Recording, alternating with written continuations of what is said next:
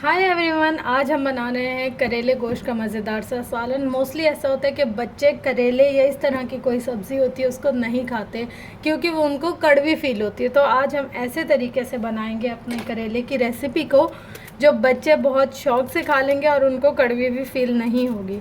तो सबसे पहले हमने लिए हैं तकरीबन आधा किलो करेले और हम उनके ऊपर से ये जो ग्रीन ग्रीन सा है इसको उतार लेंगे। बहुत ज़्यादा नहीं उतारना और बहुत कम भी नहीं उतारना, बस इतना कि ये जो करेले की स्किन है ये विजिबल होने लग जाए, बस इतना उतारना है। और अगर आप चाहें तो इसको कट कर लें, लेकिन अगर हम कट करेंगे तो ये बहुत ज़्यादा कट होने लग जाएगा या कहीं से बहुत कम, तो हम इसको इस तरीके से खुरच सकते हैं तो बहुत अच्छे और साफ साफ से ये खुरच जाएंगे।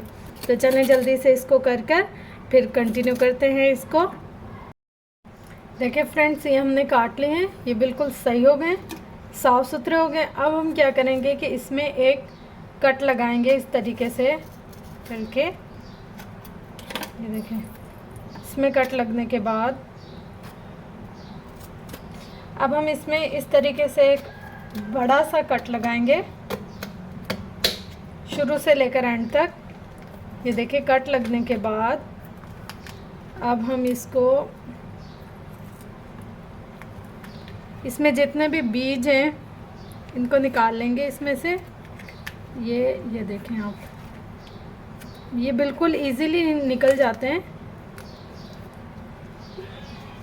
तो फ्रेंड्स, इसके अंदर से सारे बीजों को हम अच्छे तरीके से निकाल लेंगे और बिल्कुल अच्छे तरीके से इनको हम साफ़ कर लेंगे।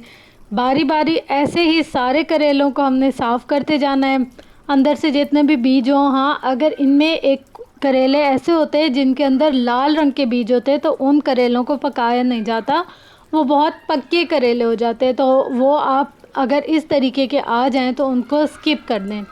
अच्छा, अब यहाँ पर हम इनको मोटे मोटे पीसेस में कट कर लेंगे और मोटे मोटे पीसेस में कट करने के बाद जिस तरीके से हम प्याज के ऊपर नमक वगैरह डालते हैं और उनको मसल कर रखते हैं, सेम उसी मेथड से ही हम करेलों पर भी नमक डालेंगे और इनको मसल कर 10 से 15 मिनट के लिए छोड़ देंगे। हम जैसे ही ये अपना पानी छोड़ देंगे, हल्का सा पानी छोड़ते, बहुत ज़्यादा नहीं, तो हम बस इनको मसल के 10-15 मिनट के लिए इनको छोड़ देंगे।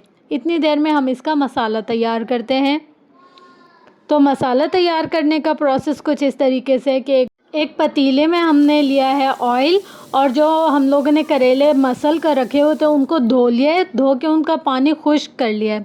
अब जब पानी खुश्क हो गया है तो जो हमने ऑयल डाला था पैन में, उसके अंदर हम इसको हल्का सा, जैसे हम प्याज को सौते करते हैं सेम वैसे ही हम इनको हल्का सा सौते करेंगे। ना इनको ब्राउन करना है ना बहुत ज़्यादा फ्राई करना है, बस इसको फ्राई करने की ये निशानी कि इनका हल्का सा कलर चेंज हो जाए। बस जब इनका हल्का सा कलर चेंज हो गया, इट्स मीन कि इट्स डन।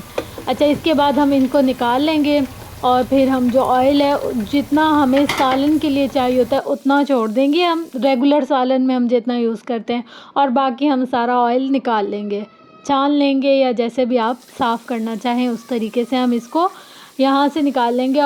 तो फ्रेंड्स, अब हमने यहाँ पर प्याज लिए हैं, बिल्कुल बारीक चॉप किए हुए प्याज लिए हैं मैंने, 3 से 4 अदद। नॉर्मल साइज़ की प्याज थी तो जब हमने इनको चॉप किया तो बहुत ज़्यादा ऐसे लगने लग गई है, लेकिन इससे ग्रेवी बहुत मज़े की बनती है। अगर आप जूसर ब्लेंडर में भी करना चाहें, पीसना चाहें तो पीस सकते हैं, लेकिन इस तरीके की जो चॉप्ड प्याज होती है वो बहुत अच्छी लगती है खाने में भी और ग्रेवी भी बहुत ज़्यादा खूबसूरत सी लगती है, तो इसलिए मैंने चॉप्ड प्याज को यहाँ पर यूज़ किया है। अच्छा, अब हम इसके अंदर ऐड करेंगे अदरक और लहसुन का पेस्ट, एक क्यूब मैंने लिया और अगर आप स्पून के हिसाब से इसको मेजर करना चाहें तो एक चम्मच। अच्छा, अब हमने यहाँ पर बोनलेस चिकन लिया है और इसको हम फ्राई करेंगे तकरीबन इसका कलर चेंज होने तक। साथ ही हम इसमें टमाटर भी ऐड कर देंगे और टमाटर को हम अच्छे तरीके से हिला लेंगे और ढक्कन ढक देंगे तकरीबन 3 से 5 मिनट के लिए, जब तक ये टमाटर अपना पानी ना छोड़ दें और चिकन इसमें गल ना जाए बिल्कुल। और तब तक हम इसमें मसाले वगैरह ऐड कर देते हैं, नमक, सफ़ेद ज़ीरा, काली मिर्ची, सूखा धनिया। अगर आप काली मिर्ची को स्किप करना चाहें तो इसकी जगह पे आप रेड चिली या कश्मीरी लाल मिर्च, जो भी आप मिर्ची लेना पसंद करते हैं उसको ऐड कर सकते हैं। अच्छा, अब हम इसको चम्मच हिला लेंगे। देखेंगे जैसे ही हमारे जो टमाटर है वो अच्छे तरीके से हो गए हैं, तो अब हम इसके अंदर ग्रीन चिलीज़ और जो करेले हैं हमारे वो ऐड कर देंगे। वो ऐड करने के बाद हम इसमें शामिल करेंगे दही। दही डालकर हमने बिल्कुल अच्छे तरीके से भुनाई करनी है, इतनी भुनाई करनी है कि जो ऑयल है वो निकल आए पैन में। तो बस हमारी ये मज़ेदार सी करेले गोश्त की रेसिपी तैयार हो गई है। आई होप कि आपको ये वीडियो पसंद आई होगी। वीडियो पसंद आने की सूरत में लाइक, शेयर, कमेंट, सब्सक्राइब ज़रूर कीजिएगा और इस तरीके से आप लाजमी अपने घर में करेले बना के ट्राई कीजिएगा। बच्चे भी बहुत शौक़ से खाएंगे। करेलों में बिल्कुल भी कोई कड़वाहट नहीं होती, कोई ऐसी चीज़ नहीं होती कि बच्चे ना खाएं, मतलब बच्चे बड़े सब शौक़ से खाएंगे और जो भी एक बार खाएंगे आपसे दोबारा बनवाने की ज़रूर फरमाइश करेंगे। इसी के साथ साथ मिलते हैं नेक्स्ट वीडियो में। तब तक के लिए अपना बहुत ज़्यादा ख्याल रखिएगा और मुझे अपनी दुआओं में याद रखिएगा और मज़ीद इस तरीके की रेसिपीज़ लेकर आपके साथ आती रहूँगी। अगर मेरी वीडियोस पसंद आए तो लाइक, शेयर, कमेंट, सब्सक्राइब करना मत ही भूलिएगा।